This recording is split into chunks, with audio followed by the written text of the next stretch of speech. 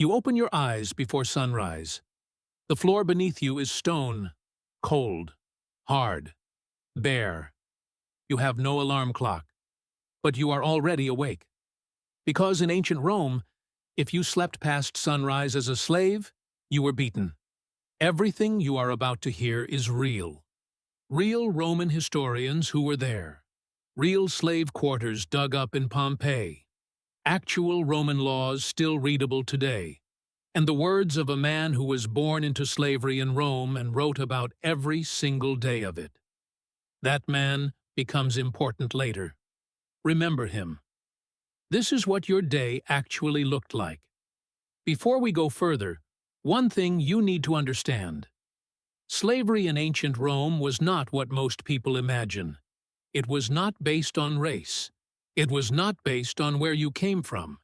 You could be born free, a Roman citizen, a soldier, a merchant. And then one bad day, one lost battle, one bankruptcy, one moment of being in the wrong place, and everything changed. 1 in 3 people in ancient Rome was enslaved. 1 in 3. Which means in a city of 1 million people, 300,000 of them woke up every morning exactly like this, on a stone floor, with no choice about what came next. The moment the sky begins to lighten, you are on your feet. You sleep in a small room called a cubiculum, shared with other slaves. No bed, a thin mat on the floor, a single blanket if you are lucky. Your first job of the day begins before your master wakes up. You light the fires. You heat the water. You prepare the household for the day. Archaeological evidence from Pompeii shows exactly what slave quarters looked like. Small, dark, no windows, no decoration. Everything in the room was functional. Nothing was yours. Not the mat, not the blanket, not even the tunic on your body. Everything belonged to your master. But here is something that surprises most people. Roman slaves were not all doing the same work.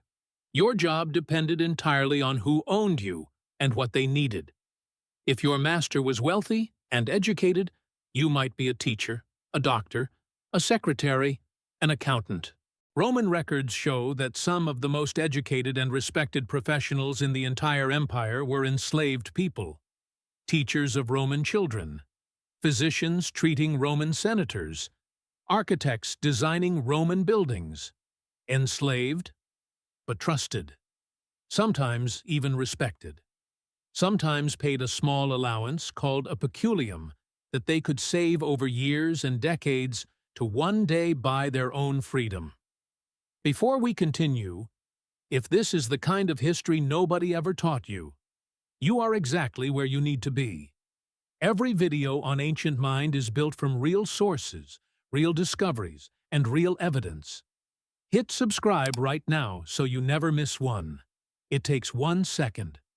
Back to ancient Rome. But not every slave had that life. And this is where the story gets harder. If your master was a farmer, you worked the fields from sunrise to sunset. If your master owned a mine, you went underground every day into tunnels so narrow you could barely breathe. Roman historian Diodorus Siculus described the mines of Sicily in detail. Slaves working underground in chains, no rest, no breaks, working until they collapsed. He wrote that death was a relief. Those words are still readable today. Written 2,000 years ago by a man who saw it with his own eyes. The difference between a slave in a Roman household and a slave in a Roman mine was the difference between a difficult life and a death sentence. And you had no say in which one you got. At midday, you ate. Your food ration was fixed by Roman law. Bread, olives, a little salt, sometimes beans or cheap wine. Enough to keep you working, not enough to make you comfortable. You ate quickly, standing up, or sitting on the ground outside. Then you went back to work. There was no lunch break. There was no midday rest. Not for you. As the sun goes down, Your work slows, but it does not stop. You clean the house after dinner. You carry away the waste. You prepare everything for the next morning. And then, if your master is in a good mood, you have a few hours. A few hours that are yours. And here is the part that stops everyone. Roman slaves organized. They formed clubs called collegia. They met in the evenings in the homes of freed slaves or in taverns. They ate together. They drank together. They worshipped together. They elected their own officers, their own leaders, their own community within the community. Archaeological evidence of these clubs has been found across the Roman Empire. Membership lists carved in stone, names, roles, dates.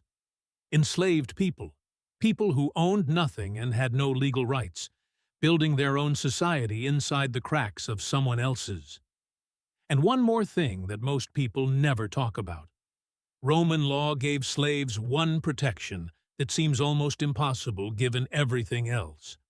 A master could not kill a slave without cause, not because Rome cared about the slave, but because a slave was property. And destroying your own property without reason was considered wasteful and illegal. A slave had no rights as a person, but they had rights as an object. And that one legal technicality, as cold and brutal as it sounds, saved lives. But here is what changes everything about this story. Some slaves were freed, not rarely, regularly. Manumission, the formal freeing of a slave, was so common in ancient Rome that the Emperor Augustus had to pass laws limiting how many slaves could be freed at once, because too many freed slaves were becoming Roman citizens too quickly. A freed slave in Rome was called a libertus. They could own property, start a business, vote. Their children were full Roman citizens with every right and privilege that came with it. Historians have found evidence of freed slaves who became wealthy merchants, successful businessmen, and influential members of Roman society. One of the most read philosophers in the entire Roman Empire was a man named Epictetus. He was born a slave.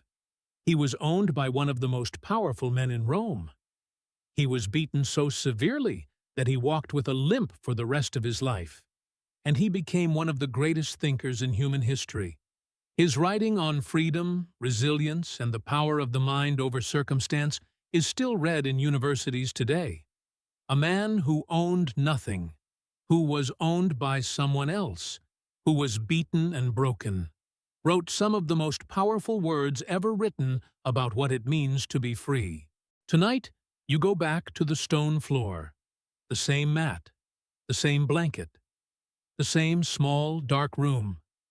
Tomorrow you will wake up before sunrise and do it all again. But somewhere in the city, in a tavern, or a back room, or a borrowed space, other people like you are meeting, talking, laughing, planning, remembering who they were before all this, building something small and human inside a system designed to take everything from them. Epictetus wrote this from his own experience. No man is free who is not master of himself.